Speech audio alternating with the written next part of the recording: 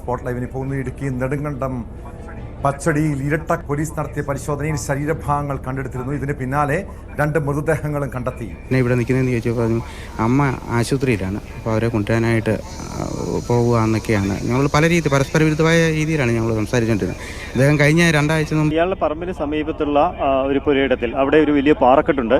ഈ പാറക്കെട്ടിനുള്ളിലായിരുന്നു ഇയാൾ ഉണ്ടായിരുന്നെന്നാണ് പോലീസ് പറയുന്നത്. ഇടുക്കി നെടുങ്കണ്ടത്തുണ്ടായ സംഭവം അമ്മയെയും സഹോദരനെയും മറ്റൊരു സഹോദരൻ തീർത്ത് കാണാനില്ല എന്ന് പറഞ്ഞൊരു പരാതി കൊടുക്കുകയും അതിനെ തുടർന്ന് പോലീസ് നടത്തിയ ഒരു അന്വേഷണത്തിൽ, അതായത് അവരുടെ വീടിന്റെ പരിസരത്ത് നടത്തിയ ഒരു അന്വേഷണത്തിനകത്ത് ശരീരഭാഗങ്ങളുടെ ചില അവശിഷ്ടങ്ങൾ അവിടുന്ന് ഇവിടുന്ന് നമുക്ക് കിട്ടാനിടയുണ്ടായി. എന്നാൽ മറ്റൊരു സഹോദരനായിട്ടുള്ള സജി സ്പോട്ടിലില്ല, ആൾ അവിടുന്ന് മുങ്ങുകയും ചെയ്തു. അപ്പോൾ പിന്നെ കറക്റ്റായിട്ട് നമുക്ക് പ്രതികാരത്തിലേക്ക് എത്താന്നുള്ളതിന് പിന്നെ വേറെ ബുദ്ധിമുട്ടൊന്നുമില്ലല്ലോ. അങ്ങനെ ഇന്നലെ മുതലാണ് ഇതൊരു സോഷ്യൽ മീഡിയയിൽ ഒരു ചർച്ചയായിട്ട് വന്നത്. എന്നാൽ ഇതിനൊരു വ്യക്തമായ ധാരണ ഇല്ലാത്തത് കൊണ്ടും ഈ ആള് കുറ്റം സമ്മതിക്കുന്നതായിട്ടുള്ള ഒരു കാര്യം ഇല്ലാത്തത് കൊണ്ടാണ് സത്യം പറഞ്ഞാൽ ഞാൻ ആളുടെ ഒരു ഫോട്ടോ കൂടി എടുത്ത് വെച്ചിട്ട് ഒരു വീഡിയോ ആയിട്ട് ഇടാതിരുന്നത്.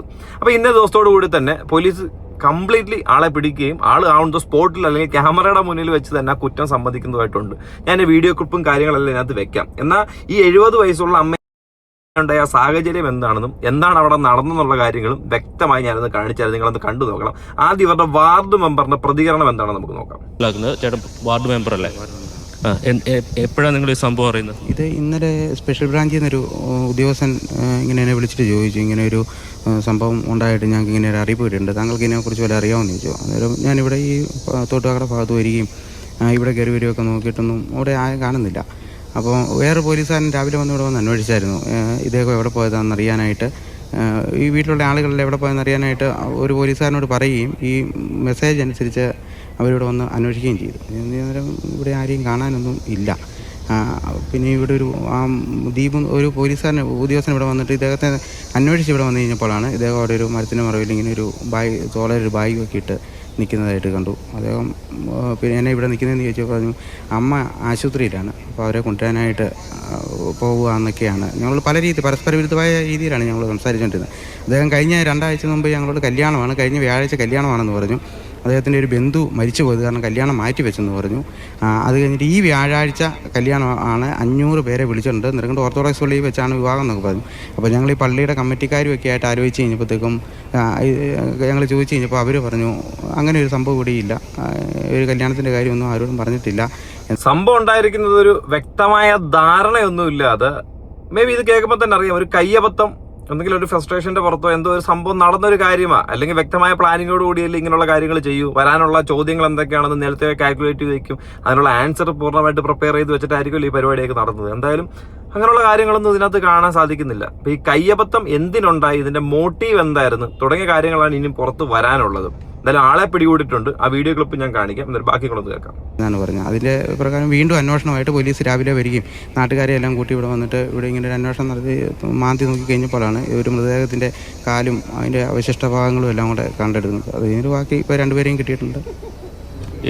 ഈ പ്രദേശത്തുള്ള ആളുകൾ പറയുന്നത് ഇവർ തമ്മിൽ പ്രശ്നങ്ങൾ ഉണ്ടായിരുന്നു എന്നുള്ളതാണ്. ഇവർ തമ്മിൽ സ്ഥിരം വഴക്കുണ്ടാവാറുണ്ട്. ഇവർ ഇടയ്ക്ക് ഇങ്ങനെ ചെറിയ അങ്ങോട്ടും ഇങ്ങോട്ടും അഭിപ്രായ വ്യത്യാസങ്ങൾ വഴക്കൊക്കെ ഉണ്ടാകാറുണ്ട് പരസ്പരം. ഇപ്പോൾ ഈ സജി എന്ന് പറഞ്ഞാൽ കല്യാണം കഴിക്കുകയാണെങ്കിൽ ഞാൻ ഇവിടുന്ന് വിളിച്ചു പോകുന്നൊക്കെ ഈ മൂത്തയാൾ ഇടയ്ക്ക് ഒന്ന് പറഞ്ഞിരുന്നു.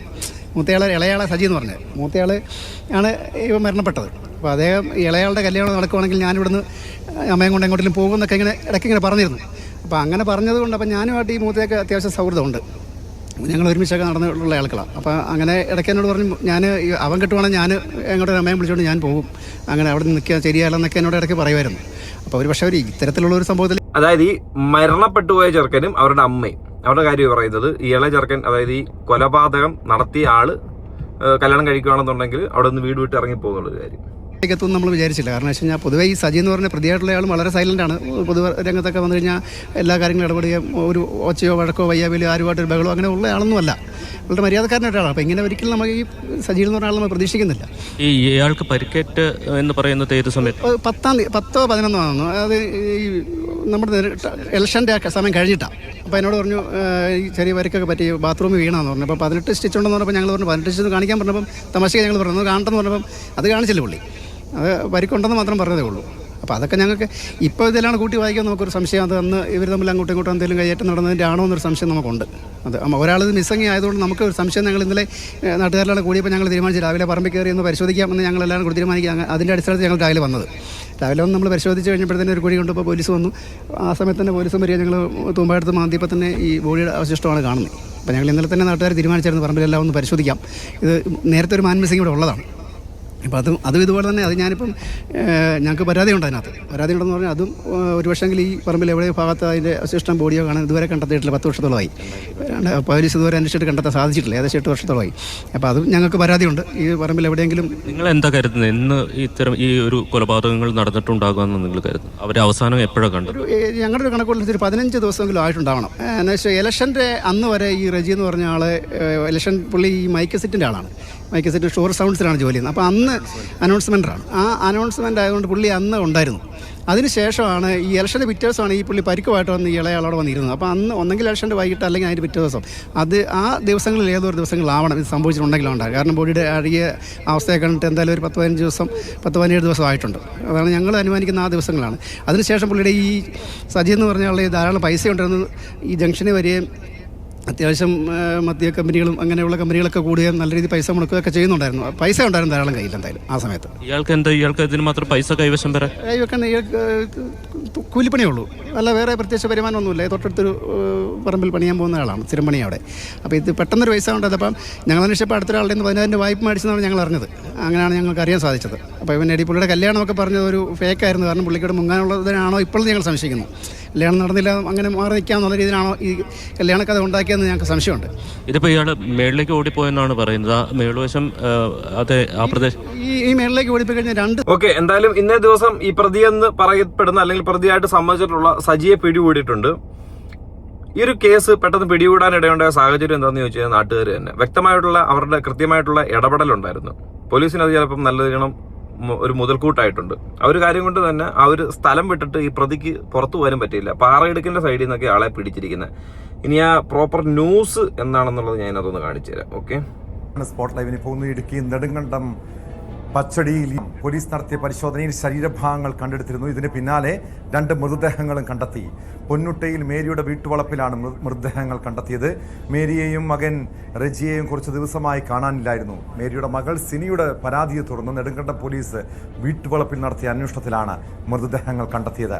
ഇത് മേരിയുടെയും മകൻ റജിയുടെയും മൃതദേഹമെന്നാണ് സംശയം. ഇളയ മകൻ സജിയെ കാണാനില്ല. ഇടുക്കി SP ഉൾപ്പെടെയുള്ള പോലീസ് സംഘം സംഭവ സ്ഥലത്തെത്തിയാണ് പരിശോധനയ്ക്ക് നേതൃത്വം നൽകുന്നത്. മറിയക്കുട്ടിയും 70 വയസ്സുള്ള മറിയക്കുട്ടിയുടെ ഒരു മകൻ റജിയെയും കാണാനില്ല എന്ന് പറഞ്ഞ് പരാതിയാണ് വന്നത്. അപ്പോൾ വന്നപ്പോൾ തന്നെ പോലീസ് FIR രജിസ്റ്റർ ചെയ്തു. മിസ്സിങ്ങിന് കേസെടുത്തു 57 KP ആക്ട് പ്രകാരം. അതിൻ്റെ ബേസിൽ അന്വേഷണം നടത്തി. പക്ഷേ മനസ്സിലാകുന്ന കാര്യം ഇവരുടെ വേറൊരു മകനും കൊണ്ടുണ്ട്, സജി ഇന്നലെ വൈകുന്നേരം മുതൽ മിസ്സിംഗ് ആണ്. അപ്പോൾ ഇതിൽ നേരത്തെയും ഇവർ തമ്മിൽ പലപ്പോഴും വഴക്കുണ്ടാക്കുന്നുണ്ട് എന്നൊരു വിവരം നമുക്ക് കിട്ടിയിട്ടുണ്ട്. എപ്പോഴും അങ്ങോട്ടും വീട്ടിലെപ്പോഴും പ്രശ്നങ്ങളാണെന്നുള്ള വിവരം നമുക്ക് കിട്ടിയിട്ടുണ്ട്. അതിൻ്റെ ബേസിൽ നമ്മളിപ്പോൾ ഇവിടെ നിന്ന് അന്വേഷണം നടത്തിയപ്പോൾ സംശയകരമായ കുറേ സാഹചര്യം. ഓക്കെ. എന്തായാലും ഈ ഒരു അന്വേഷണത്തിന്റെ ഭാഗമായിട്ട് ആളെ പിടികൂടിയിട്ടുണ്ട്. ആ പിടികൂടിയ ദൃശ്യങ്ങൾ ഞാനൊന്ന് കാണിച്ചു തരാം. ഇയാളുടെ പറമ്പിന് സമീപത്തുള്ള ഒരു പുരയിടത്തിൽ അവിടെ ഒരു വലിയ പാറക്കെട്ടുണ്ട്. ഈ പാറക്കെട്ടിനുള്ളിലായിരുന്നു ഇയാൾ ഉണ്ടായിരുന്നെന്നാണ് പോലീസ് പറയുന്നത്. എന്തായാലും ഇയാളെ ഇന്നലെ തന്നെ പോലീസ് ആദ്യഘട്ടത്തിൽ തെരച്ചിൽ നടത്തിയിരുന്നു. പോലീസിന് ഇയാൾ പുറത്തേക്ക് പോകാൻ സാധ്യതയില്ല എന്നുള്ളൊരു നിഗമനം ഉണ്ടായിരുന്നു. അതുകൊണ്ട് തന്നെ ഇന്ന് വിശദമായ തെരച്ചിൽ നടത്താനായി ഡ്രോൺ എത്തിച്ചു, അതുപോലെ തന്നെ പോലീസിനായി എത്തിച്ചു. ഒപ്പം സമീപത്തുള്ള നാട്ടുകാരുടെ എല്ലാം സഹായം നേടി. അങ്ങനെ എല്ലാവരും കൂടി ചേർന്നിട്ടുള്ള ഒരു പ്രയത്നം. ആ പ്രയത്നം നടത്തുന്നതിനിടെയാണ് മറുഭാഗത്തുകൂടി ഇയാൾ താഴേക്ക് തോട്ടുവാക്കൾ എന്ന് പറഞ്ഞ ഭാഗത്തുള്ള കടയിലേക്ക് ഇറങ്ങി വരികയായിരുന്നു. ആ ഭാഗത്ത് വരുന്ന കണ്ട ഉടൻ തന്നെ നാട്ടുകാർ പോലീസിനെ വിവരം അറിയിച്ചു. സമീപത്തുണ്ടായിരുന്ന പോലീസ് സംഘവും ഇയാൾ ഇറങ്ങി വരുന്ന സംഭവം ഇയാൾക്ക് ഇങ്ങനെ ഒരു പരിപാടി ചെയ്തതിന് ശേഷം അതെങ്ങനെ ഒളിപ്പിക്കണമെന്ന് അറിയത്തില്ല, എങ്ങനെ മറവ് ചെയ്യണമെന്ന് അറിയത്തില്ല, അവിടെ നിന്ന് എങ്ങനെ എസ്കേപ്പ് ആവണമെന്ന് അറിയത്തില്ല. അല്ലെങ്കിൽ ഒരു വ്യക്തമായ പ്ലാനുള്ള ഒരാളായിരുന്നെങ്കിൽ ഈ കൊലപാതകം നടത്തിയിട്ട് ഈ ഒരു വീടിന്റെ മൂലയിലായിരിക്കത്തില്ല ഇരിക്കുന്നത്. അവിടുന്ന് മാറി എങ്ങോട്ടെങ്കിലും ദൂരോട്ട്, അതായത് ഇവരുടെ ഈ സ്ഥലം വരുന്നത് ഏകദേശം തമിഴ്നാട് ബോർഡറോട് കൂടിയാണ്. പെട്ടെന്ന് തമിഴ്നാട്ടിലേക്ക് കടക്കാനുള്ള സാധ്യതകളും വളരെ കൂടുതലാണ്. ഈ അന്വേഷണം എന്തായാലും ആ ഒരു സൈഡിലോട്ടൊക്കെ വ്യാപിച്ചിരിക്കുന്ന സമയത്ത് ആൾക്ക് അവിടോട്ട് പോലും പോകാനായിട്ട് തോന്നിക്കാതെ ഒരു പാറക്കെട്ടിനിടയിൽ ഇരിക്കുകയും ആ പാറക്കെട്ടിനിടയിൽ ഇരുന്നുകൊണ്ട് അതിലേക്കൂടെ ആൾ കയറിയപ്പോൾ തൊട്ടപ്പുറത്ത് പുഴയുടെ സൈഡിൽ കൂടെ കടയുടെ സൈഡിൽ കൂടെ ഇറങ്ങി പോകാനൊക്കെ ഇടയുണ്ടായ ആ ഒരു മനസ്സുണ്ടല്ലോ, അത് കണ്ടില്ലെന്ന് വെക്കാനായിട്ട് കഴിയത്തില്ല. ഭാഗത്തേക്ക് എത്തി. വന്ന സമയത്ത് നാട്ടുകാരോട് തനിക്ക് തെറ്റുപറ്റിയെന്ന് പറയുകയും താൻ കീഴടങ്ങുമെന്ന് പറയുകയും ചെയ്യുന്നുണ്ടായിരുന്നു. അതിനുശേഷം പോലീസ് സംഘം എത്തി ഇയാളെ ആ സമയത്ത് അവിടെ നിന്നും കസ്റ്റഡിയിലെടുക്കുകയായിരുന്നു. കസ്റ്റഡിയിലെടുത്ത ശേഷം വൈദ്യപരിശോധനയ്ക്ക് വിധേയനാക്കിയ ശേഷം നെടുങ്കണ്ടം, ഇപ്പോൾ നമ്മൾ നിൽക്കുന്ന നെടുങ്കണ്ടം പോലീസ് സ്റ്റേഷനാണ്. ഈ നെടുങ്കണ്ടം പോലീസ് സ്റ്റേഷൻ ഇപ്പോൾ ഇതിന്റെ ചോദ്യം ചെയ്യൽ നടന്നുകൊണ്ടിരിക്കുകയാണ്. കട്ടപ്പന ഡിവൈഎസ്പി VT ഷാജന്റെ നേതൃത്വത്തിലുള്ള പോലീസ് സംഘമാണ് ഇയാളെ വിശദമായി ചോദ്യം ചെയ്തുകൊണ്ടിരിക്കുന്നത്. പ്രധാനമായും ഈ 2 കൊലപാതകങ്ങൾ ഇയാൾ ചെയ്തെന്ന് സമ്മതിച്ചിട്ടുണ്ട്. ആദ്യത്തെ ചോദ്യം ചെയ്യലിൽ തന്നെ ഇയാൾ താനാണ് ചെയ്തതെന്ന് സമ്മതിച്ചിട്ടുണ്ട്. ഇനി എങ്ങനെയാണിത് ചെയ്തത്, മറ്റാരെങ്കിലും സഹായമുണ്ടായിരുന്നോ, കുഴിച്ചിട്ടാൻ ആരെങ്കിലും സഹായിച്ചിട്ടുണ്ടോ, ഇങ്ങനെയുള്ള കാര്യങ്ങളൊക്കെ വിശദമായി പോലീസ് ഇപ്പോൾ ചോദിച്ചുകൊണ്ടിരിക്കുകയാണ്.